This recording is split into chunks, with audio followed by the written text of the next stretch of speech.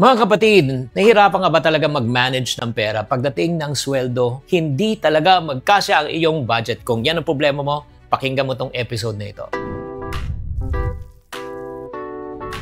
Hi there, this is Chinkitan, your pambansang wealth coach. Mga kaipunari, isipin mo tong idea na ito. What if, let's say, pupunta ka ng isang road trip, gusto mo makarating sa paroroonan mo like Baguio, pero hindi mo alam kung paano pumunta. Wala kang mapa, lost ka, anong mangyayari? Alam mo, ang ending niyan, hindi ka makakarating. Or if not, kung makarating ka, sayang lang yung oras kasi nga wala ka talagang mapa. So instead na probably from Manila to Baguio, it will take you mga around 4.5 hours, baka maging 2 days pa yan. Alam mo, ganun din po sa pera. Kung wala ka talagang plano, siguradong maliligaw ka sa utang, mawawala ang pinaghirapang mong pera. At probably yan ang nararanasan mo. Kaya nga sa episode natin na ito, I will teach you kung paano po gumawa ng smart financial plan. Step by step to, simple, kahit sino, kaya ito.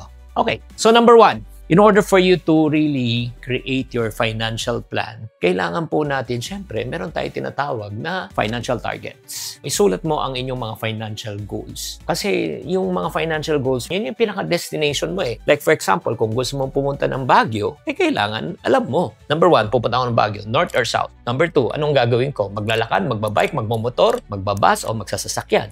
Di ba? So, in other words, kailangan mo po yung financial goal mo. And sa financial goal, there are 3 types of goals. It's called SML. Ano yung SML? Short, medium, and long. When you say short goal, mga 1 to 5 years, tapos medium, 6 to 20, long term, 21 and above. Okay? So, kumuha ka ng papel during this session of ours, and then isulat mo ang iyong financial goals. Like for example, short muna tayo, ang pambayad ng utang. Or if not naman, makaipon para bakasyon. Or mag-ipon para sa trip na gusto ko, diba? Local or international. Short term yan. Medium term naman, pwede mo sulat naman, sabihin mo, gusto ko makabili ng sasakyan. Or if not naman, medium term, pwede ako makapag-down payment ng bahay. And long term, itong retirement plan, diba? Or if not naman, college fund ng mga anak mo, kung 0 age pa siya. Sulat mo. And then, ilagay mo sa vision board mo. Dapat nakikita mo araw-araw para yun nga, this will inspire you and motivate you really on working on it. Mas totoo, mas committed ka. That's the reason why it's very important for you to learn how to write down your financial goals. And then number 2, pag may financial goals ka na, the next question that you need to ask, paano mo makakamit ang financial goals mo? Siyempre, kailangan may source of income ka. Is it through work? Or if not naman po, if it's through business? Is it through sales? Is it through investment? So, kailangan po yung means, di ba? Paano mo makukuha siya? So, kailangan kung wala ka pang means, kailangan pag-aralan mo paano ka kumita. And then, step 3. So, pag may means ka na, ngayon, i-prioritize na natin yung budget. Ano yung budget? Siyempre naman, yung ginagawa po nating formula, income minus savings equivalent to expenses. Short-term, medium-term, and long-term goals. Kasama mo na siguro short-term goals mo, emergency fund. Agree? And then, after that, pag nalagay mo na yung SML mo, that's the time you spend. Diba? Kung yung percentage nasa sa inyo yan, basta meron tayong tinatawag na need section and 1 section for the expenses. Pwedeng gawin mong 5% savings, 5% investment, 90% on spending. Tapos pag kumita ka ulit, pwede mo na-increase to 10, 10, 80. Pag nagkumita ka ulit, 10, 20, 70. So, depende yan kung ano yung mas comfortable sa'yo. So, makikita mo talaga.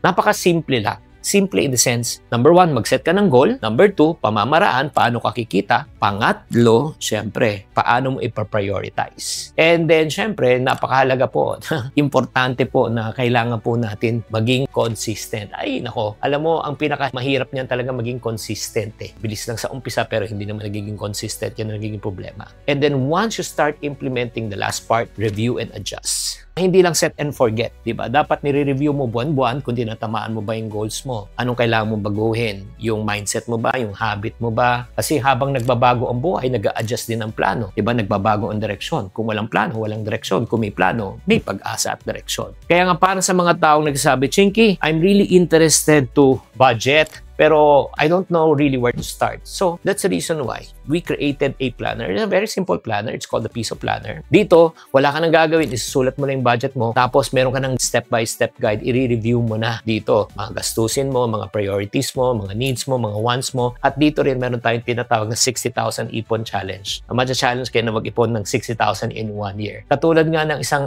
kapatid po natin na kaiponaryo, si Mrs. Robles po. 1 year backtrack sa kanilang family expenses na realize niya mas marami siyang unnecessary expenses. nasa wants with the help of this piso planner. So sinabi niya, I can now reassess my priorities. Thankful din kasi kahit late na, nakilala ko si Chinkitan, I still have 2 more years before I retire to plan ahead. May you continue be a blessing. Maraming salamat po. Grabe sa kaipunaryo po natin na si Mrs. Robles. So kung seryoso ka talaga umasenso, huwag mo nang hayaang lumipas pa ng isa pang buwan na hindi ka nagpaplano. So kung gusto matuto using this planner, alam na this. Okay? So kung gusto mo ng ganitong mga real talk, practical pambuhay, follow me at this channel and don't forget to subscribe. Tatandaan, tamang karunungan, tamang disiplina ang susi sa pagyaman. Chinky Tan, with over 6 million Facebook followers, 2.8 million YouTube subscribers, and 2.4 million TikTok fans, is now all out to share with you the most practical, simplest path to lasting wealth.